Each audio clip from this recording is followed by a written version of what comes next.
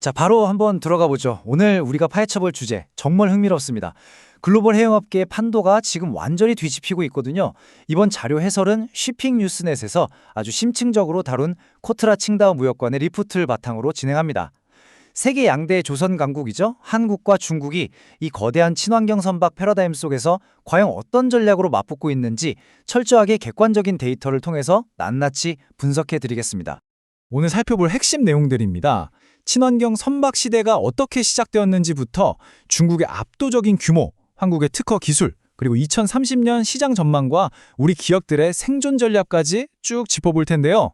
오늘 등장하는 모든 수치와 전망은 클락슨 리서치나 D&V 같은 업계에서 가장 공신력 있는 회사 연구기관들의 자료에 근거한다는 점 미리 말씀드립니다. 첫 번째로 친환경 선박 시대가 대체 왜 어떻게 도래했는지부터 보겠습니다. 최근 국제해사기구, 즉 IMO의 환경 규제가 엄청나게 깐깐해졌죠. 게다가 유럽의 탄소 배출권 거래제까지 확대되면서 기존에 쓰던 화석연료 선박들은 이제 말 그대로 비용 폭탄을 맞게 생겼습니다. 여기서 클락슨 리서치가 발표한 데이터를 보면요. 당장 내년인 2025년 글로벌 신규 선박 발주의 무려 43%가 친환경 연료 선박이 될 거라고 합니다. 그중에서도 특히 LNG 연료선이 이 거대한 전환을 이끌고 있죠. 글로벌 선주들이 눈덩이처럼 불어나는 탄소 페널티를 피하려고 얼마나 다급하게 녹색 선박으로 갈아타고 있는지 확 와닿으실 겁니다. 이러한 발주 전망에서 우리가 진짜 주목해야 할 부분은 전체 발주량 중에서 LNG 연료선이 차지하는 36%라는 어마어마한 파이입니다.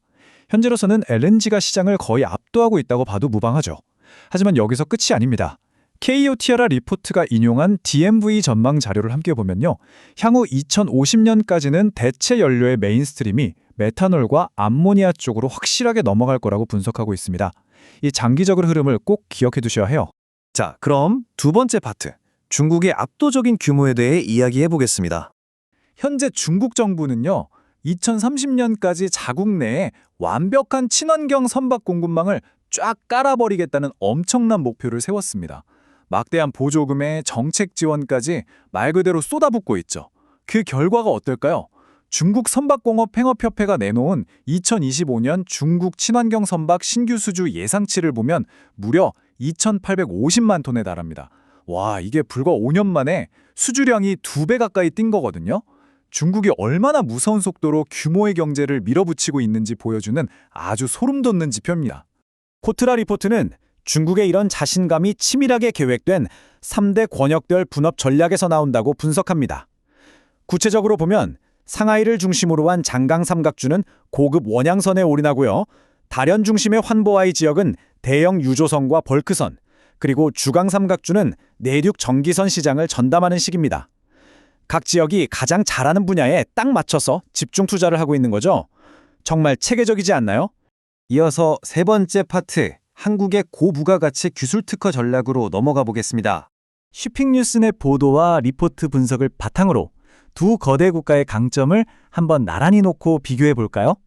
먼저 중국은 15에서 25%나 저렴한 생산 원가, 그리고 든든한 내수 시장이라는 엄청난 무기를 가지고 있습니다. 반면에 우리 한국은 아예 다른 게임을 하고 있어요.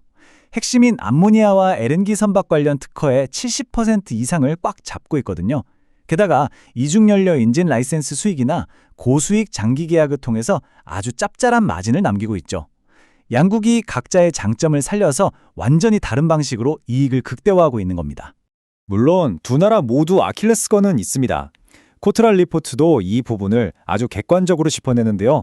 중국은 덩치는 엄청나게 키웠지만 막상 속을 들여다보면 핵심 설비 기술을 한국 특허에 크게 기대고 있는 실정입니다. 그래서 고급 선박을 팔아도 이익률이 한국의 60% 수준밖에 안 되죠. 반면 한국은 어떨까요? 철강이나 전지 같은 부품을 수입에 의존해야 하고 높은 인건비 문제도 있습니다. 게다가 생산 능력 자체가 3대 대형 조선사에 쏠려 있어서 중국처럼 물량을 마구 찍어내는 양적 확장에는 분명한 한계가 있다는 약점이 있습니다. 자, 이런 팽팽한 구도가 앞으로 어떻게 흘러갈지 궁금하시죠? 네 번째, 2030년 시장 점유율 전망을 한번 보겠습니다. 2030년 업계 전망치를 보면 차이가 꽤 납니다.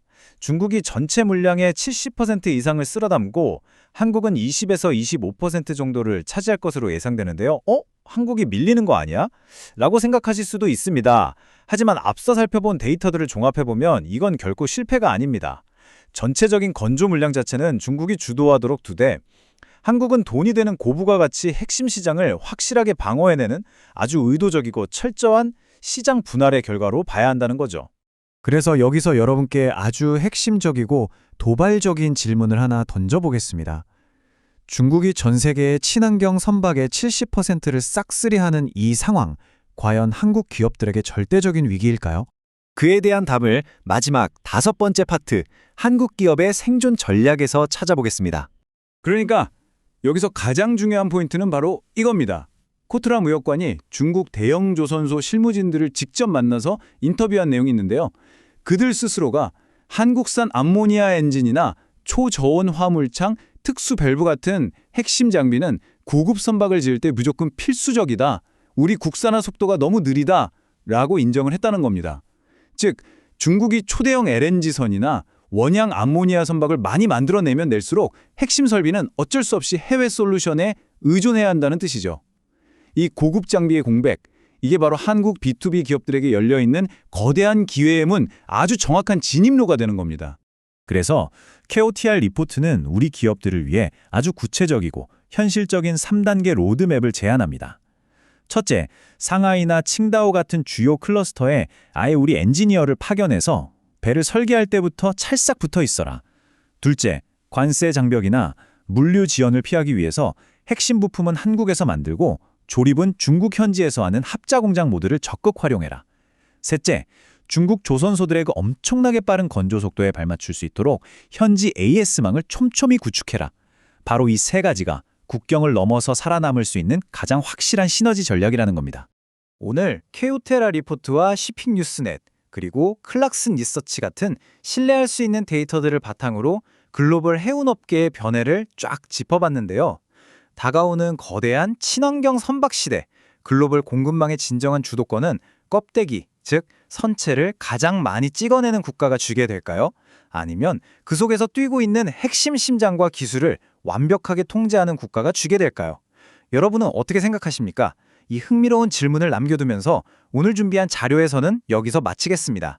저는 다음 시간에도 명확하고 깊이 있는 데이터 분석으로 다시 찾아뵙겠습니다.